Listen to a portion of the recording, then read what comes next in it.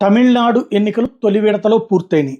ఇందులో అన్నామలై తాజాగా ఒక ఛాలెంజ్ విసిరాడు ద్రవిడ పార్టీలకి.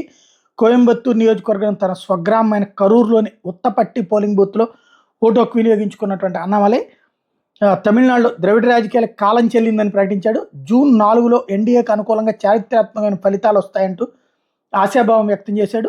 ఈసారి ఎన్నికల్లో బీజేపీ ఓట్ల శాతం గణనీయంగా పెరుగుతుందని స్పష్టం చేశాడు. తమిళనాడు ప్రజలు మోడీ వెంట ఉన్నారని, కర్ణాటకలో ఈసారి బీజేపీ క్లీన్ స్వీప్ చేస్తుందని, తెలంగాణలో నెంబర్ 1 పార్టీగా బీజేపీ అవతరిస్తుందని చెప్పారు. కోయంబత్తూరులో ఓటర్లను ప్రలోభపెట్టేందుకు అధికార డీఎంకేతో పాటు ఇతర ద్రవిడ పార్టీలు పోటీ పడ్డాయి. ఏకంగా 1000 కోట్లకు పైగా ఖర్చు పెట్టారని ఆరోపించారు.